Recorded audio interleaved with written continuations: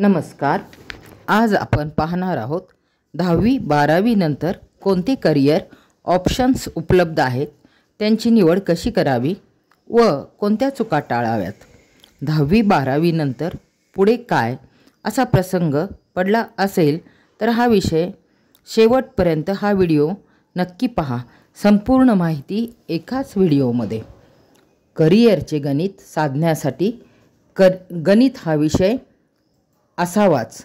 12वीच्या विद्यार्थ्यांना अनेक प्रकारचे मार्गदर्शन, सेमिनार, चर्चा, सत्र, पालकांचा सल्ला आदी मिळून देखील 10वी नंतर करिअर व विषय निवडताना गोंधळ करतातच. कोणाला अगदी ठाम विश्वास असतो की आपण मेडिकललाच निवडायचे, कोणी इंजिनिअरिंगकडे कल ठेवतो. परंतु पालकांची आर्थिक परिस्थिती, विद्यार्थ्याची गुणपत्रक स्थिती व महाविद्यालयीन लिस्ट हे पाहता त्यांची भवितव्य ठरत असते. हे चित्र विद्यार्थ्यांच्या पूर्व परिश्रमावर म्हणजेच इयत्ता 8वी ते 10वी ह्या वर्षाच्या मेहनतींवर अवलंबून, सराव, परीक्षा, त्यांनी व्यतीत केलेला वेळ ह्यावर अवलंबून असतो. 12वी विज्ञान शाखेतील बहुतांश विद्यार्थ्यांचा कल हा वैद्यकीय क्षेत्राकडे असल्याने अनेकदा गणित विषयाऐवजी इतर कोणताही सोयीस्कर विषय निवडतात, जसे की जॉग्रॉफी, जिओलॉजी, झूलॉजी असे सोपे विषय स्कोरिंगसाठी निवडतात. CETसाठी खूप प्रयत्न करतात, पण मेडिकलसाठी अपेक्षित गुण न मिळाल्यास इंजिनिअरिंगकडे जाण्याची इच्छा असली तरी गणित विषय नसल्यामुळे पात्र राहता येत नाही. त्यावेळी पालक व विद्यार्थी ह्यांची धावपळ, निराशा होते. खूप इच्छा असून देखील आवडीचे शिक्षण, करिअर निवडता येत नाही.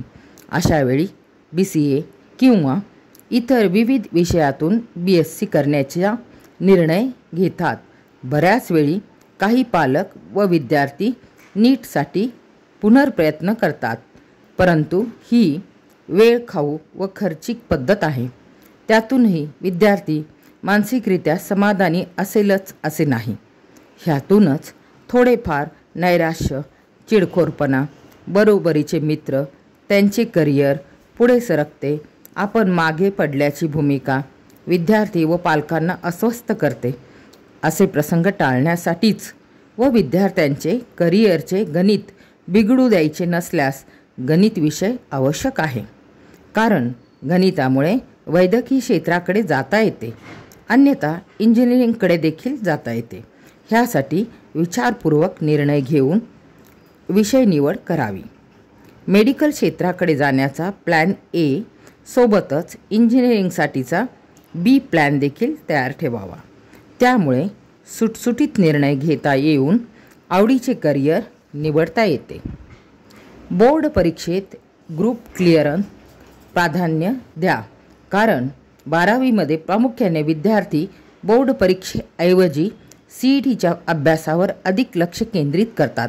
पण बोर्ड परीक्षांमध्ये PCM व PCB ग्रुपला खुल्या प्रवर्गासाठी 45% व राखीव प्रवर्गासाठी 40% गुण असणारा विद्यार्थी CETसाठी पात्र ठरतो. विद्यार्थ्यांना CET परीक्षेत 90%पेक्षा जास्त गुण मिळतात, पण प्रत्यक्षात अनेक विद्यार्थी बोर्ड परीक्षांमध्ये दोन्ही ग्रुपसाठी आवश्यक गुण मिळवू शकत नाहीत.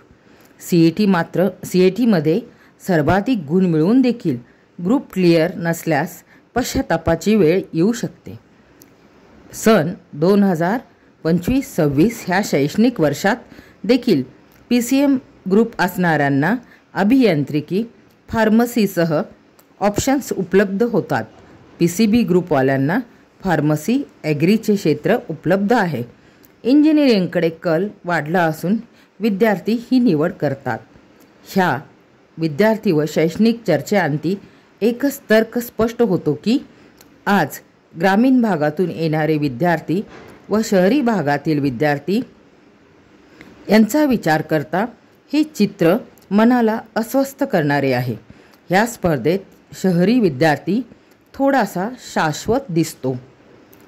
ग्रामीण भागातील विद्यार्थ्यांना स्वतःचा तर्क, निर्णय घेण्याची क्षमता व शहरातील नातेवाईक, मित्रांचा सल्ला ह्याद्वारे 10वी नंतर कॉलेजची निवड, विषय निवड, ग्रुपची निवड करावी लागते. नशिबावर आधारित राहून निर्णय घ्यावे लागतात. अशा वेळी त्यांना शालेय जीवनातील शिक्षकांनी करिअर अकॅडमी म्हणजेच तात्पर्यात ट्यूशन क्लासेसमधून जी आवश्यक माहिती मिळते व दिलेली असती त्या आधारे विद्यार्थ्यांकडून परिश्रमपूर्वक अभ्यास करून घेतलेला असतो. ती शिदोरी कामी येते. आज वास्तविक परिस्थिती पाहता पालकांबरोबरच शालेय शिक्षकांची जबाबदारी वाढली आहे.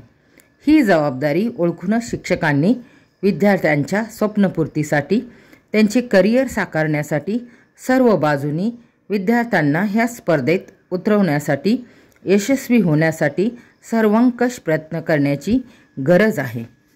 भावी शैक्षणिक प्रगती व वाटचालीसाठी विद्यार्थी व पालक यांना अनेक शुभेच्छा. धन्यवाद.